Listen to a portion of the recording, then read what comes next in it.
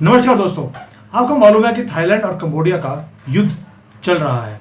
आपको जानकर हैरानी होगी कि युद्ध जब शुरू हुआ है उसके 1 मिनट के बाद मुझे चाइना में मेरी वाइफ ने मुझे इन्फॉर्म किया कि युद्ध शुरू हो गया है। By chance Manjari ji line पे ऊपर थी, कहते यार पूरे गूगल पे किसी न्यूज़ पे कहीं आई नहीं, ये फेक न्यूज़ है, हमने कवर नहीं किया। लेकिन अब 2-3 दिन के बाद जब इसकी इन्वेस्टिगेशन हमने बड़ी डीपली करी है कि मुद्दा क्या है, तो पता लगा कि भारत रिस्पॉन्सिबल है इस युद्ध के लिए। तो आप बोलेंगे थाईलैंड और कंबोडिया का युद्ध हो रहा है, एक तरफ चाइनीज हथियार है कंबोडिया के पास, थाईलैंड के पास अमेरिकन युद्ध हथियार है, ये दोनों आपस में पिंग पोंग कर रहे हैं, भारत रिस्पॉन्सिबल कैसे हो गया? अब आपको लगेगा यार वहां पर तो एक शिव मंदिर है, उसके बारे में हम बात कर रहे हैं। नहीं, ये शिव मंदिर नहीं है और पहली बार है कि युद्ध हो रहा है जहां पर चादर और फादर ये दोनों लड़ नहीं रहे। जहां पर आप देखिए कितना कंफ्यूजन है। फादर को बोला कि तुमने शादी नहीं करनी लेकिन दारू पी सकते हो, और दूसरे वालों को बोल दिया कि तुम दारू नहीं पियोगे लेकिन 4 शादियां कर सकते हो। क्या कंफ्यूजन है? इन दोनों की कंफ्यूजन में अब तक युद्ध होते रहे, लेकिन इस बार इनके लिए युद्ध नहीं हो रहा। युद्ध हो रहा है भारत के कारण, क्योंकि भारत ने, मोदी जी ने पिछले 2-3 साल में नहीं 5-6 साल से एक काम किया। हमने बोला कि हम एक सड़क और रेलवे लाइन हम नॉर्थ ईस्ट को कनेक्ट करेंगे म्यांमार से थाईलैंड में जो इनके पोर्ट्स हैं और बैंकॉक तक हम लेकर जाएंगे। दूसरी तरफ थाईलैंड ने क्या किया? थाईलैंड ने भी एक रास्ता निकाल दिया कि वही रोड को एक्सटेंड किया जाएगा और रेलवे लाइन को एक्सटेंड किया जाएगा कंबोडिया और वियतनाम तक। अब समझ लीजिए पूरा का पूरा ट्रायंगल आपने क्रिएट कर लिया।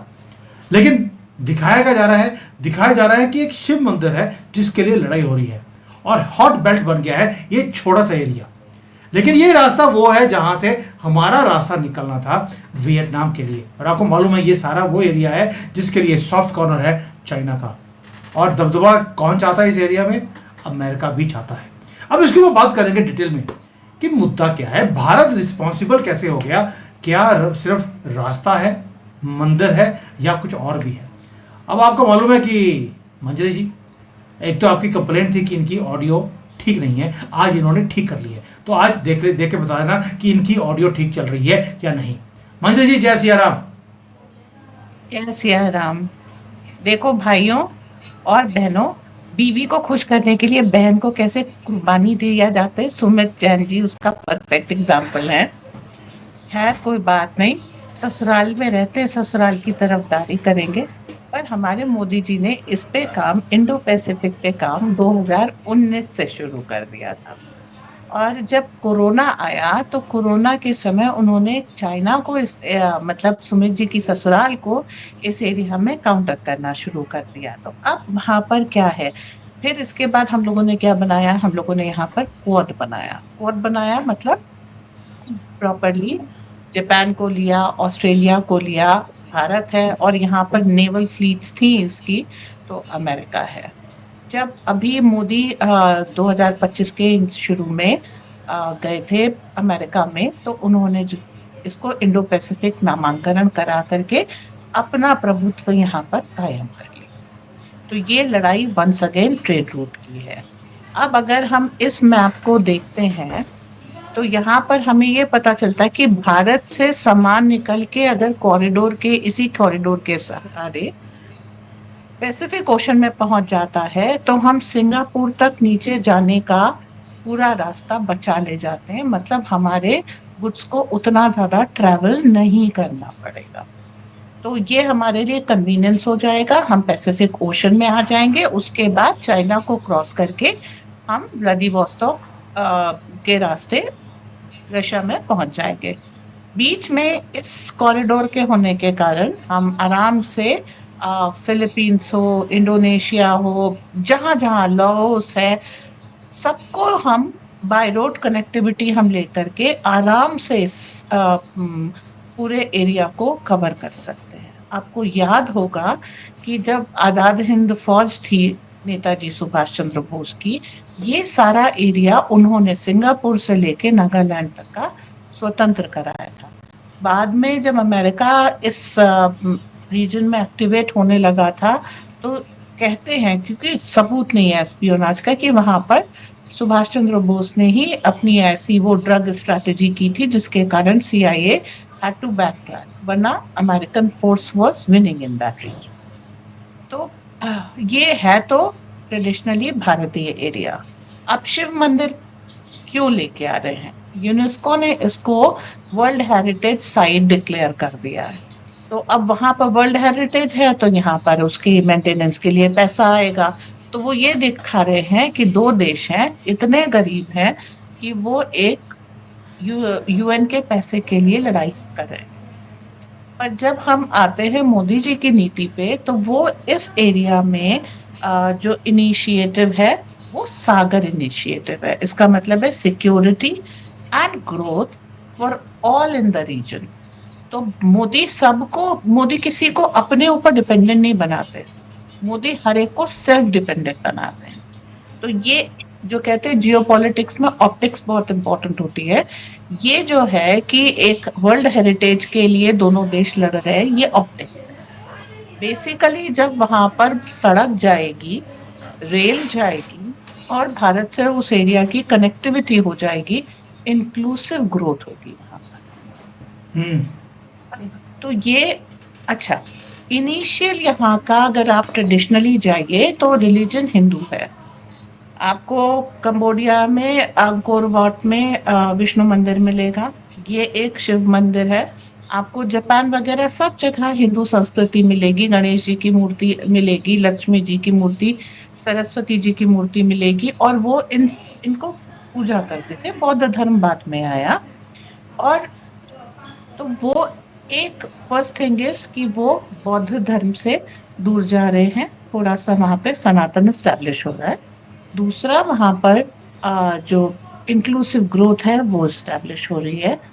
और वो भारत से डायरेक्ट कनेक्टिविटी में आ रहे हैं, वो भारत के साथ जुड़ रहे हैं, तो उनको सिक्योरिटी भी मिली है। द फर्स्ट सागर का वर्ड है सिक्योरिटी। अब जब भारत वहां पे जाकर के सिक्योरिटी देगा तो दो देश वहां से भागेंगे, एक यूएस, दूसरा चाइना। सारे देशों को पता है यूएस और चाइना वादा करके आते हैं, आपको फंसाते हैं और फिर आपके देश पे कब्जा करने की कोशिश करते हैं। जबकि जब भारत आता है, मित्र भाव से मदद करता है और आपको सेल्फ रिलायंट बनाने की कोशिश करता है कि आप सेल्फ गवर्नेंस पे जाएं, आपके लोग वहां पर खुद को शासन करें। तो इसीलिए इंडो पैसिफिक इनिशिएटिव जो इन्होंने ईस्ट एशिया समिट में शुरू किया था 4 नवंबर 2019, उस मोदी इस रीजन में साइलेंटली तब से काम कर रहे हैं। 4 नवंबर 2019 आज इस चीज को एग्रेवेट कर रहे हैं ताकि ये इनिशियल जो ये इनिशिएटिव था इसको हॉल्ट कर सके। अगर दोनों देश लड़ने लगेंगे तो फिर रिजल्ट ये होगा कि आप वहां पर काम नहीं कर पाएंगे, और आपको कुछ भी, चाहे रेल इनिशिएटिव है या रोड इनिशिएटिव है, ये ले जाने के लिए एक्स्ट्रा एफर्ट्स डालने पड़ेंगे। और चूंकि लड़ाई एक मंदिर के कारण हो रही है, इसलिए of course India will be countered, कि आपको भारत को ये डिसाइड करना पड़ेगा कि वो कौन से देश के पक्ष में है, और यही करते ही आप जियो पैरिटी में आ जाएंगे। आप अगर थाईलैंड का पक्ष लेंगे तो कंबोडिया नाराज हो जाएगा, कंबोडिया का पक्ष लेंगे तो थाईलैंड नाराज हो जाएगा। तो आपको घेरा जा रहा है कब? जब आप इंडो पैसिफिक में अपनी फुल गन्स लेकर के आ रहे हैं, आप ब्रह्मोस से इस रीजन को लेस कर रहे हैं, और यहाँ पर आप स्ट्रैटेजिक ऑटोनॉमी अपनी स्टैब्लिश कर रहे हैं। मतलब इस एरिया में प्रभुत्व हमारा होगा, सुरक्षा हमारी होगी, और हमारे प्रभुत्व और सुरक्षा में सारे लोगों की तरक्की होगी। जितने भी पार्टनर्स हैं इस गेम में, हम सबको पार्टनर्स मानते हैं, चाहे कितना भी छोटा देश हो, हम उसको पार्टनर मानते हैं और उसकी तरक्की को गारंटी करते हैं। इस तरह से हम इस सागर इनिशिएटिव को इस पूरे रीजन में लेके जा रहे हैं। अभी हम लोग देख रहे हैं कि अमेरिका, इंग्लैंड सब हमारे से फ्री ट्रेड एग्रीमेंट के लिए लाइन लगा के खड़े हैं, पर इस रीजन में हम ऑटोमेटिकली अपनी तरफ से फ्री ट्रेड एग्रीमेंट ऑफर कर रहे हैं ताकि आप बेनिफिट हो सके। ये भूतपूर्व पार्ट थे उसके भारतीय साम्राज्य के, तो ये वैसे ही रहे। और एक चीज बहुत इंपॉर्टेंट है जिसके लिए चाइना और फिलीपींस में लड़ाई होती है, वो है फिशिंग।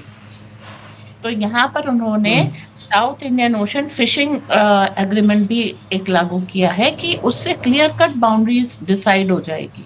और सबको मालूम है चाइना में इस समय फूड इश्यूज हैं, तो चाइना यहाँ पे दादागिरी इसलिए कर रहा है ताकि वो ज्यादा से ज्यादा फिशेस अपने देश को ले जा सके। और हम क्या कहें, खाली चाइना को ही नहीं खाना चाहिए, खाना तो फिलीपींस को भी चाहिए, तो फिलीपींस के हिस्से का खाना चाइना में क्यों जाएगा। और यही सारे समीकरण यहाँ पर लगा रहे हैं। अब एक चीज और भी है, जब हम रशिया इंडिया के ट्रेड रूट की बात करते हैं तो चेन्नई व्लादिवोस्टॉक रूट आता है। चेन्नई से निकलेगा और उसके बाद इंडोनेशिया मलेशिया होता हुआ नीचे सिंगापुर से होकर के ये इंडो पैसिफिक से ऊपर जाएगा। परंतु जैसे ही हम इस कॉरिडोर को लेते हैं, हम सीधे पैसिफिक ओशन में वाया अपना नॉर्थ ईस्ट उतरेंगे और बहुत छोटा सा एरिया चाइना का कवर करके ऊपर पहुंच जाएंगे व्लादिवोस्टॉक। तो हमारा जो है लॉन्ग रूट शॉर्ट रूट में बदल जाएगा, तो नेचुरली ट्रेड हमारा, कॉमर्स हमारा सस्ता पड़ेगा। तो आपको इस रीजन में घेरा जा रहा है शिव मंदिर को निशाना बना। जी। बट मंत्री जी, पूरा मीडिया एक ही बात, शिव मंदिर की लड़ाई है। वो भाई यूनाइटेड नेशन से आपको 100 मिलियन डॉलर मिल जाएंगे एक मंदिर की देख रखने के लिए, ये भी मैं बड़ी अमाउंट बता रहा हूँ। आपको लगता है दो सिविलाइजेशन, दो कंट्रीज, थाईलैंड और कंबोडिया, एक मंदिर के यूनाइटेड नेशंस के पैसे के लिए एक दूसरे का गला काटने पे लग जाएंगी? जबकि आप देखिए कंबोडिया के पास चाइनीज हथियार हैं, वो चाइनीज हथियार यूज कर रहे हैं, और थाईलैंड अमेरिकन हथियार यूज कर रहा है, F-16 को यूज किया और उन्होंने जाकर डीप डाउन कंबोडिया के अंदर उन्होंने बम्बार्डमेंट करी है। पता लगे इस लड़ाई में उन्होंने बंदर ही फूंक दिया, ना रहेगा तुम्हारे लिए ना हमारे लिए, ये काम भी हो सकता है। बट ये लड़ाई जैसे दिखती है वो है नहीं। हमने पहले बोला है मोदी जी का कॉरिडोर है जो नॉर्थ ईस्ट से सीधा वियतनाम तक जा रहा है, उसको रोकने का पूरा प्रयास है। We understand that. और करवा कौन रहा है भाई? चाइना के अंदर न्यूज 5-10 दिन के बाद आती है। पहले मिनट अभी युद्ध शुरू हुआ है, यहां पर फ्लैश होना शुरू हो गया था, युद्ध शुरू हो गया, जबकि पूरे दुनिया को अभी पता नहीं था। तो आप समझ सकते हैं कि युद्ध कौन करवा रहा है। इन्होंने पहले मंजरी जी बोला कि ये ससुराल की तारीफ कर रहे हैं। मैं ससुराल की तारीफ नहीं कर रहा कि इनको इंफॉर्मेशन आ गई थी, मैं ये बता रहा था कि इनको इंफॉर्मेशन पहले ही पता थी कि युद्ध शुरू होने वाला है। एंड इट वॉज फ्लैश, पूरा सोशल मीडिया भर गया था पहले मिनट में कि युद्ध शुरू हो गया। यानी कि किसी ने तो युद्ध शुरू करवाया है, क्योंकि ये जो कॉरिडोर हमारा बनने वाला था यहाँ पर या बन रहा है, उसकी सबसे बड़ी लात लगनी थी चाइना को। और दूसरी तरफ आपको मालूम है कि चाइना की जो पॉलिसीज होती हैं एक्सपेंशन वाली, उसमें अमेरिका बीच में एंटर ना करे, ये हो नहीं सकता मंजरी जी। लेकिन कहीं ना कहीं आपको ये नहीं लगता कि अमेरिका और चाइना दोनों अपने हथियार भी टेस्ट कर रहे हैं अपने आप एक दूसरे के ऊपर कि किसके बेटर है और कैसे कोऑर्डिनेट्स चलते हैं, कैसे उसको मात दिया जाता है? लाइव आपको एक एग्जाम्पल चाहिए, आपने क्रिएट कर दिया। थाईलैंड और कंबोडिया, दो ऐसे कंट्री जो कभी युद्ध कर ही नहीं सकते, उनका युद्ध चल रहा है। इसी को कहते हैं दूसरे की कंधे पे रख करके बंदूक चलाना। एक जमाने में ईस्ट जर्मनी वेस्ट जर्मनी से लड़ता था, जर्मनी थोड़े लड़ रहा था, वहां तो यूएस और रशिया लड़ रहे थे। ऐसे ही यहाँ थाईलैंड और कंबोडिया थोड़े लड़ रहे हैं, तो चीन और अमेरिका लड़ रहे हैं। ये अपने गन्स टेस्ट कर रहे हैं कि अभी तक बातों से हो रही थी, ट्रेड से हो रही थी, अब थोड़ी बंदूकें निकाल ली जाए। तो अगर बम फटेगा तो या तो थाई मरेंगे या कंबोडियंस मरेंगे। पैसा उनका खर्चा होगा, हथियार इनके बिकेंगे, दैट्स इट। और निशाने पे इन्होंने समहाउ भारत को घेर लिया कि गलती मोदी की। पड़ोस के गांव में वो होता ना, पड़ोस के गांव में भैंस मरी है, गलती बहू की होती है। तो वही चीज है, लड़ चीन और अमेरिका रहे, गलती मोदी की। तो अभी जो डीप स्टेट का प्लान है बहुत अच्छा है, हर तरफ से उन्होंने सारे ध्येय सिद्ध कर रखे हैं। अब ये देखना है कि मोदी जी यहाँ पर क्या कर, किसी भी तरीके से जब उन्होंने स्ट्रैटेजिक ऑटोनॉमी की बात की है, तो यहाँ पर ना तो जल्दी से अमेरिका को घुसने देंगे या चाइनीज प्रभुत्व होने देंगे। जितना मेरे ख्याल से वो वेट करेंगे, नई जो परचेज होगी वो इंडियन डिफेंस कॉरिडोर से होगी। हम वहां उस एरिया को आर्म करेंगे ना। चाइनीज हथियार खत्म कर लो, अमेरिकन हथियार खत्म कर लो, फिर भारतीय हथियार खरीद लो। तो ये कहते हैं ना, आपदा में अवसर, वो निकालना मोदी जी को आता है। कि इन दोनों को बाहर करो वरना तुम लोग हमेशा लड़ते रहोगे। आ जाओ हमारे साथ, आ जाओ, इस एरिया को सुरक्षा मैं ही दूंगा। हाँ, हथियार भी ले लो और ले लो भी इंडियन रुपी में, हमें डॉलर भी नहीं चाहिए। आप इंडियन रुपी डॉलर में खरीदो और काम खत्म। भारतीय हथियार है। डॉलर भी चाहिए नहीं। हाँ, ना युआन में खरीदने की जरूरत है ना डॉलर में, इंडियन रुपी में खरीदो और काम खत्म करो, स्यापा मुकाओ। तो महेंद्र जी, ये युद्ध जो है समझ आ गया कि ये भारत के कारण ये शुरू हुआ है। और यहाँ पर अब इसमें मौका कैसे, मौके पे चौका मोदी जी कैसे लगाएंगे, ये देखने वाली बात है। दूसरी बात, पहली बार है कि यूनाइटेड नेशंस ने ये नहीं बोला कि both the countries should have restraint, क्योंकि यूनाइटेड नेशंस के प्यारे मलेच वो मारे नहीं जा रहे। तो नहीं तो जैसे गाजा में उनका बाजा बज रहा है तो इमीडिएटली यूनाइटेड नेशंस बीच में आ गया, नहीं वहाँ पर तो बच्चे मर रहे हैं, औरतें मर रही हैं। लेकिन जब 7 अक्टूबर में इसराइल में औरतें मर रही थी, बच्चे मर रहे थे, तब उनको दिखा नहीं, क्योंकि वो मलेच नहीं थे। इसलिए अभी इस बार वियतनाम है, कंबोडिया है या थाईलैंड है, कोई भी हो, कोई पूरे दुनिया में कोई खबर नहीं है, किसी को सुर्त बुर्त नहीं है कि यहाँ पे लोग मर रहे हैं। क्यों? क्योंकि मलेच नहीं मर रहे। ये है स्टैंडर्ड यूनाइटेड नेशंस का और दुनिया का। और यहाँ पर घेरा किसको जा रहा है? भारत को, कि आपके कॉरिडोर को बनने दें ताकि आपका ट्रेड इंक्रीज हो, आपकी इकोनॉमी राइज करे। ये नहीं होने देना चाहेगा ना यूनाइटेड नेशंस, ना यूएसए, और चाइना तो कभी भी होने नहीं देगा।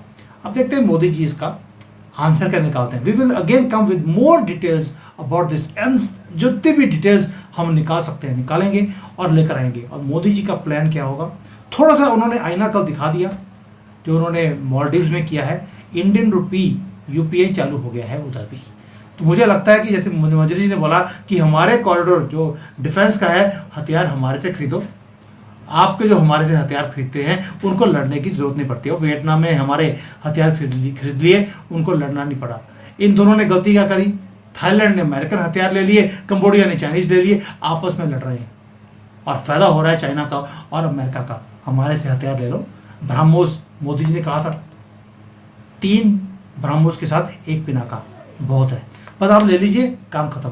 तो Manjari ji, thank you so much for all this details, मज़ा आ गया। एंड आई होप कि ये लड़ाई जो है वो एक्चुअल में ख़त्म हो, बिकॉज फ़ायदा किसी का भी नहीं हो रहा, वो चाइना का और अमेरिका का हो रहा है। लोग इनके फजूल में मरते जा रहे हैं। Both the countries are beautiful. Cambodia इतना ब्यूटीफुल नहीं है, लेकिन Thailand is a beautiful country. तभी तो राहुल गांधी हर एक महीने 2 महीने बाद वहाँ पर विपासना करने पहुँच जाते हैं। Thank you. जय हिंद एंड वंदे मातरम। जय हिंद, वंदे मातरम।